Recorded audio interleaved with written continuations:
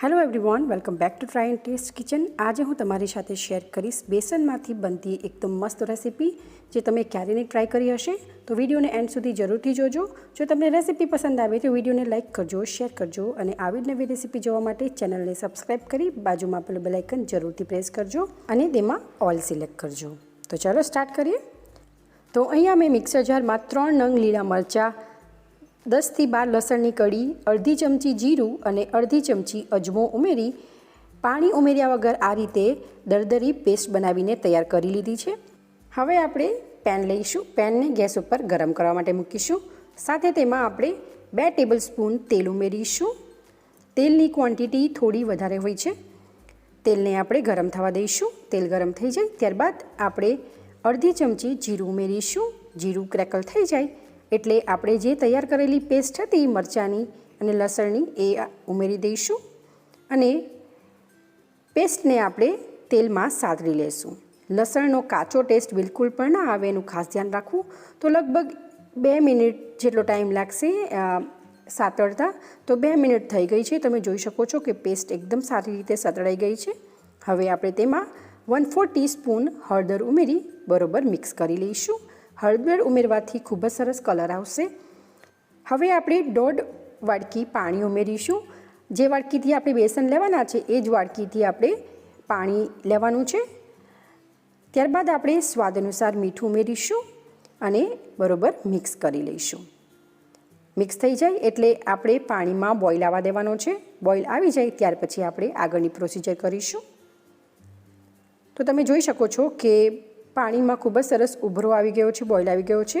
हवे आपणे 1 वाडकी बेसन लीधुं छे। तो बेसन ने आपणे पानी में थोड़ुं थोड़ुं उमेरता जई एक हाथथी मिक्स करता जवानुं छे।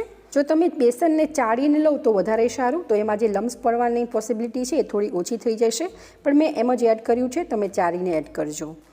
हवे आपणे बधुं ज बेसन उमेरी आ रीते कन्टिन्युअस मिक्स करता रहेवानुं छे अने साथे साथे जे गांठा होय एने पण आपणे आ रीते तोड़ता रहीशुं। तो लगभग 2 मिनिट बाद तमे जोई शको छो कि एकदम सरस आपणुं मिश्रण बनीने तैयार थई गयुं छे। आ ज टाइपनी कन्सिस्टन्सी होवी जोईए। हवे आपणे बेसन छे तो वधु आपणे एने कवर करीने 2 मिनिट सुधी कूक करी लईशुं। जो तमने आ रेसिपी पसंद आवे छे तो विडियोने लाइक जरूरथी करजो अने साथे आ रेसिपीनुं नाम मने कमेंटमां जरूरथी जणावजो। तो लगभग 2 मिनिटनो टाइम थई गयो छे। तमे जोई शको छो कि आपणो जे लोट छे एकदम सरस बफाई गयो छे। हवे आपणे गैसनी फ्लेमने बंध करीशुं। त्यारबाद अहींया मैं स्टीलनी प्लेटने ऑइल वडे सारी रीते ग्रीस करी लीधी छे अने आ रीते वाडकी उपर पण तेल लगावी लीधुं छे। हवे आपणे जे बेसननो मिश्रण हतुं एने आपणे थाળી उपर लई लईशुं। आ रेसिपी एटली टेस्टी बने छे कि जे घरमां नानाथी लई मोटा सुधी बधाने भावशे।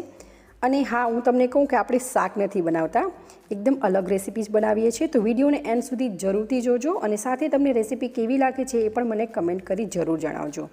હવે આપણે વાડકીના હેલ્પથી બેટરને આ રીતે સ્પ્રેડ કરતા જવાનું છે। તમે જોઈ શકો છો કે સ્પ્રેડ થઈ ગયું છે, પણ એ અનઇવન છે, એની બોર્ડર અનઇવન છે। તો હાથથી હું આ રીતે સરખી કરી લઈશ। ઉપરથી આપણે થોડી ધાણાભાજી ઉમેરીશું। તમારી પાસે લીલું નાળિયેર હોય ને તો તમે એ પણ એડ કરજો, એનો ટેસ્ટ પણ ખૂબ જ સરસ આવે છે। હાથથી આ રીતે પ્રેસ કરશું અને ફરીથી દાણાભાજી વ્યવસ્થિત સ્ટીક થઈ જાય માટે વેલણથી આપણે આ રીતે એકવાર વણી લઈશું। બહુ ભાર નથી આપવાનો, હળવે હાથે જ વણવાનું છે। હવે આપણે એને ઠંડુ થવા માટે રાખી દઈશું। ઠંડુ થઈ જાય ત્યારબાદ જ આપણે એના પીસીસ કરવાના છે। તો લગભગ અડધો કલાક જેટલો ટાઈમ થઈ ગયો છે। અડધો કલાક બાદ હવે હું આ રીતે એના વર્ટિકલ અને હોરિઝોન્ટલ કટ લગાવીને પીસીસ કરીશું। અહીંયા મેં ડાયમંડ શેપમાં કટ કર્યું છે। તો તમે જોઈ શકો છો એકદમ આસાનીથી અલગ થઈ જાય છે। હું તમને એક પીસ હાથમાં લઈને પણ બતાવી દઉં। તો એકદમ પરફેક્ટ સોફ્ટ, મોઢામાં મૂકતા જ પીગળી જાય એકદમ સરસ એવું બન્યું છે। તમે થિકનેસ પણ જોઈ શકો છો અને એનું ટેક્સચર પણ જોઈ શકો છો। તો એવી જ રીતે આપણે બધા જ પીસીસને અલગ કરી લઈશું। તો હવે આપણે આ રેસિપીને વધુ ટેસ્ટી, સ્પાઇસી, ચટપટી બનાવવા માટે પેનને ગેસ ઉપર ગરમ કરવા માટે મૂકીશું। 1 ટેબલસ્પૂન તેલ ઉમેરીશું। તેલ ગરમ થઈ જાય ત્યારબાદ એક મીડિયમ સાઇઝની ડુંગળી અને 4 થી 5 લસણની કળીને આપણે તેલમાં ઉમેરી સોતે કરી લઈશું। તો લગભગ 2 થી 3 મિનિટ બાદ તમે જોઈ શકો છો કે ડુંગળી અને લસણ એકદમ સારી રીતે સોતે થઈ ગયા છે। તો હવે આપણે ડુંગળી અને લસણને મિક્સર જારમાં લઈ લઈશું અને એની આપણે પેસ્ટ બનાવીને તૈયાર કરી લઈશું. તો અહીંયા મેં પેસ્ટ ઓલરેડી બનાવી લીધી છે અને એ જ પેનમાં વધુ હું 1 ટેબલસ્પૂન તેલ ઉમેરીશ અને તેલને આપણે ગરમ થવા દઈશું. તેલ ગરમ થઈ જાય ત્યારબાદ આપણે એમાં અડધી ચમચી જીરું ઉમેરીશું. જીરુંને ક્રેકલ થવા દઈશું. જીરું ક્રેકલ થઈ જાય ત્યારબાદ આપણે તૈયાર કરેલી લસણ અને ડુંગળીની પેસ્ટને ઉમેરી તેલમાં સોતે કરી લઈશું. તો લગભગ 1 થી 1.5 મિનિટ જેટલો ટાઈમ લાગશે ડુંગળીની પેસ્ટને સોતે કરતાં. ડુંગળી આપણે ઓલરેડી તેલમાં સાતળી છે એટલે એટલી વાર નહીં લાગશે. તો લગભગ 2 મિનિટનો ટાઈમ થઈ ગયો છે, તમે જોઈ શકો છો. હવે આપણે મસાલા ઉમેરીશું. તો અડધી ચમચી હળદર, 1 થી 1.5 ચમચી લાલ મરચું, અહીંયા મેં કાશ્મીરી લાલ મરચુંનો યુઝ કર્યો છે, 1 ચમચી ધાણા જીરું પાવડર અને સ્વાદ અનુસાર મીઠું ઉમેરી બધા જ મસાલાને ડુંગળી લસણની પેસ્ટ સાથે સારી રીતે મિક્સ કરી સોતે કરી લઈશું. તો લગભગ 1 મિનિટ બાદ તમે જોઈ શકો છો કે મસાલા એકદમ સારી રીતે સોતે થઈ ગયા છે. હવે આપણે 1 ગ્લાસ પાણી ઉમેરીશું અને એકદમ સારી રીતે મિક્સ કરી લઈશું.